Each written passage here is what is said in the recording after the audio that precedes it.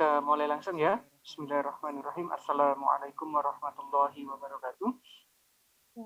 Waalaikumsalam. Waalaikumsalam warahmatullahi wabarakatuh. Sehat semua anak hari ini. Alhamdulillah. Alhamdulillah, mantap ya. Alhamdulillah sudah memasuki bulan Oktober, sekarang sudah tanggal 7. Kita diberikan kesempatan untuk bertemu lagi di kegiatan pembelajaran kimia, insyaallah di pertemuan yang ke-9 untuk kelas 12-3. Lumayan ini ya, sudah pertemuan ke-9, dan insyaallah hari ini kita akan menyelesaikan bab 2, karena tinggal terakhir, bagian akhir dari bab 2 saja. Baik, sebelum kita mulai KBM, kita coba cek dulu kehadirannya. Kayaknya masih kurang satu nih yang belum gabung. Satu atau dua ya. Afifah Rahma sudah gabung? Ada, Mister. Sabrina? Hadir, Mister. Ahmad Faiz? Hadir, Mister. Aji? Hadir, Mister. Sebentar, ini kayaknya ada yang masuk. Oh, belum. Andiva? Hadir, Mister. Asma? Hadir, Mister. Berlian? Hadir, Mister. Dimas? Hadir. Dwi Cahya? Hadir, Mister. Edgar? Hadir, Mister. Adria? Hadir, Mister. Farahatul Elia? Hadir, Mister. Febrilian? Hadir. Alvindo? Hadir, Mister. Aditya?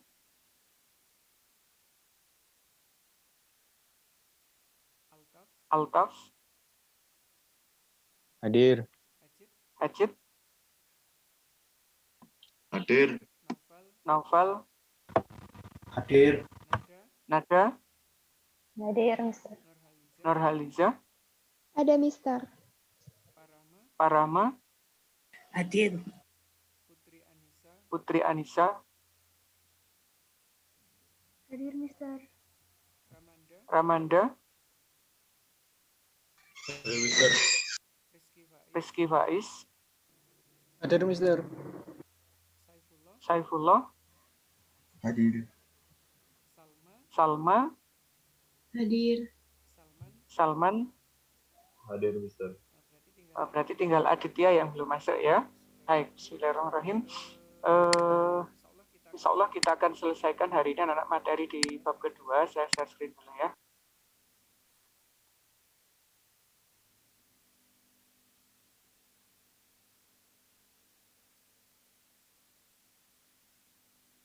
Ada lambat di not responding katanya.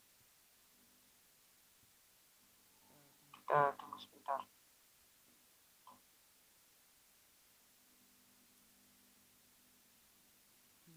Nah, kok not responding?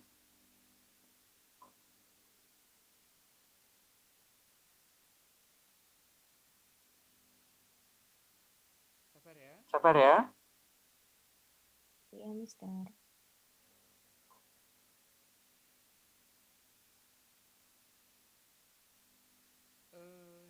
Sambil nunggu, anak-anak di materi terdahulu, materi minggu lalu yang berhubungan dengan hukum Faraday, apakah ada pertanyaan? Nggak ada. Belum ada. Sudah tuntas ya kerjakan tugasnya karena sederhana sekali. Apalagi hari ini, insya Allah kita akan jauh lebih cepat untuk kegiatan pembelajaran.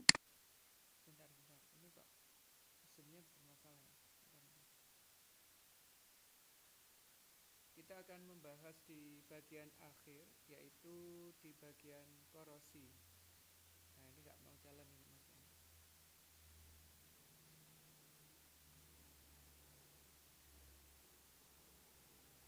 Anak-anak pernah lihat nggak ada pagar rumah atau apa yang mengalami korosi gitu? Atau knalpot kendaraannya gitu?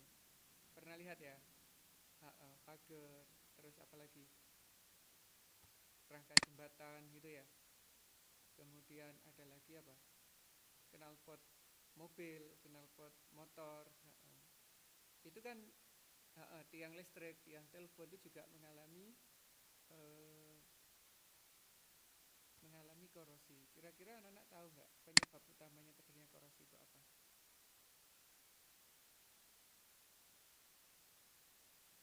Kena air. Terus selain kena air, kira-kira kena apa lagi? Ketemu oksigen, betul. Ketemu udara, kena hujan asam, bisa juga kayak gitu ya. Jadi banyak sekali faktor yang menyebabkan terjadinya korosi. Kira-kira bisa dicegah nggak korosi itu? Bisa. Dengan cara apa misalnya? Dengan cara apa misalnya? Dicat. Selain dicat, dengan apa lagi misalnya?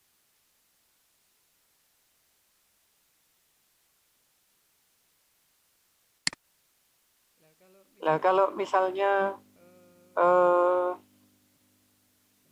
bentar ini sudah bisa aktif lagi.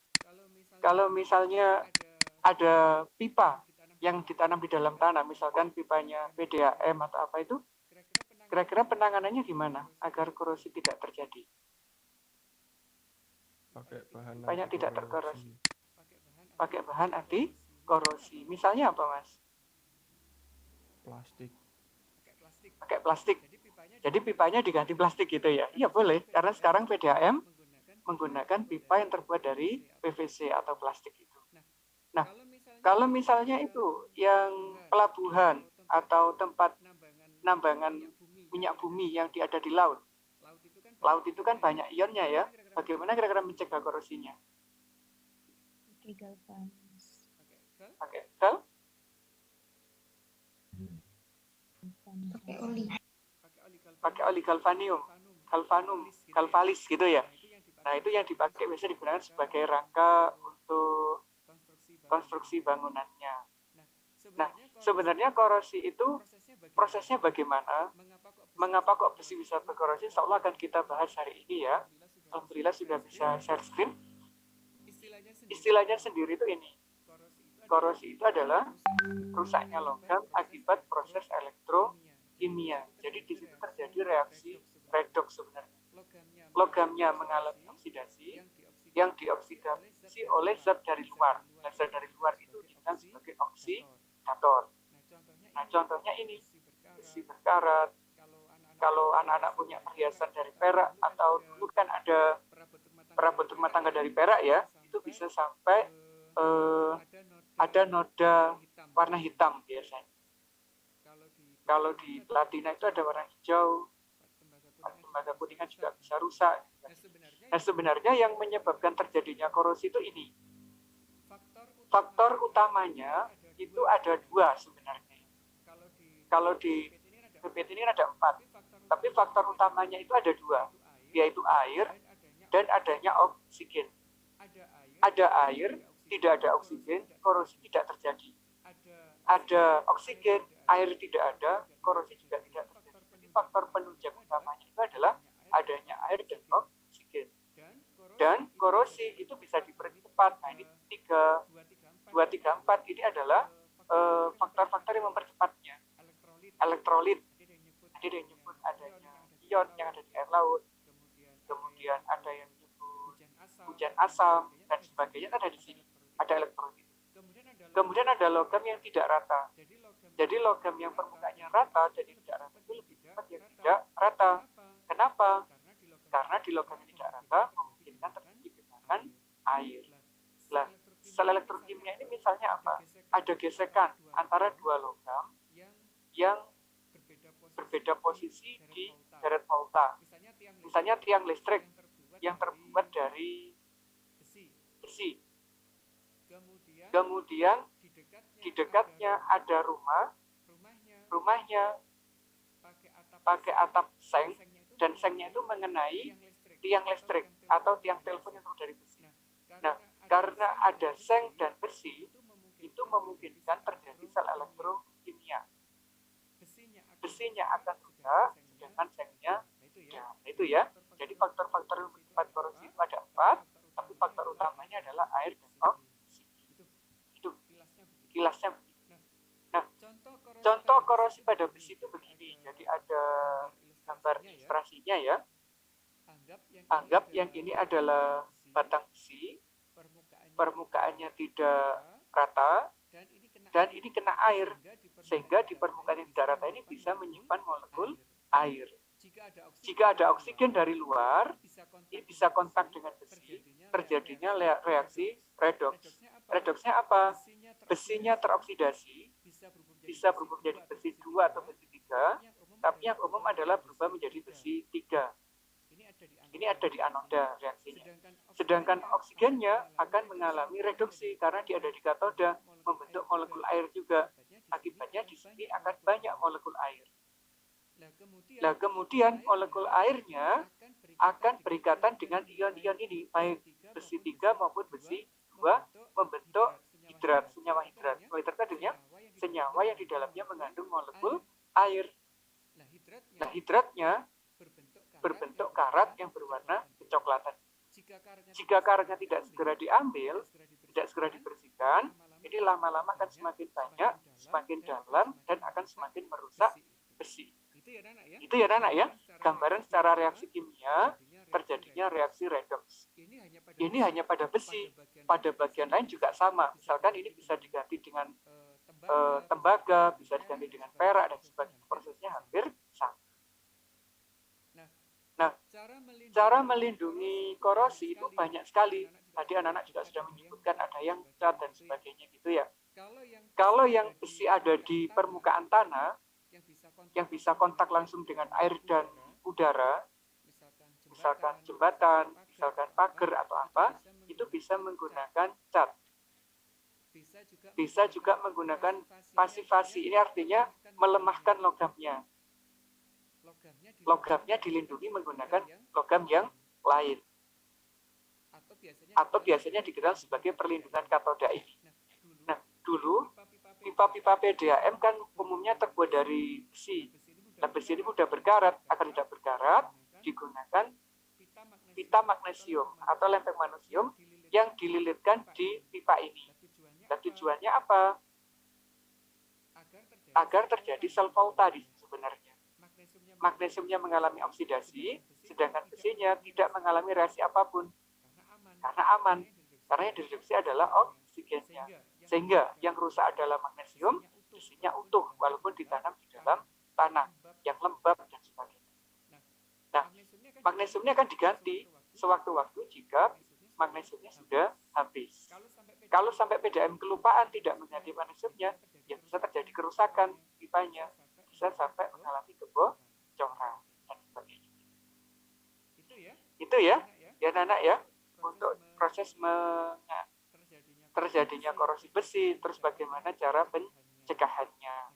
Nah, insya Allah sudah selesai untuk materi di bab kedua. Terakhir adalah di bagian korosi ini. Kemudian anak-anak bisa langsung mengakses di Google Classroom. Udah saya upload, tugasnya sederhana hari ini, yaitu cuma menganalisis terjadinya korosi, kayak tadi ya.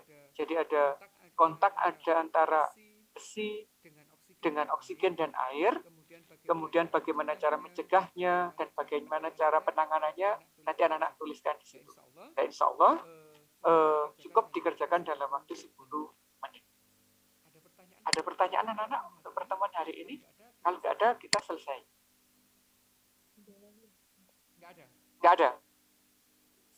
Simple ya. Ada dua pilihan. Anak-anak boleh ngetik, boleh juga ditulis tangan. Ada dua pilihan. Kalau ingin cepat ya diketik aja, biar anak-anak nggak repot. Gitu ya. Usahakan filenya dalam bentuk PDF, karena waktu kami buka file dalam bentuk Word itu kesulitan di Google Classroom. Lebih mudah kalau juga menggunakan PDF. Itu anak-anak ya. Ada pertanyaan lagi? Tidak? Cukup? Ya Allah. Sombong. Afifah Sabrina, gambarnya lucu. Baik, kalau nggak ada pertanyaan, kita ketemu lagi insya Allah di pertemuan yang ke-10 minggu depan. Sudah beralih ke bab selanjutnya, kita belajar kimia organik. Sekarang kimia unsur tidak kita pelajari. Terima kasih untuk perhatian anak-anak, tetap jaga kesehatannya, tetap patuhi protokol kesehatan. Wassalamualaikum warahmatullahi wabarakatuh. Waalaikumsalam.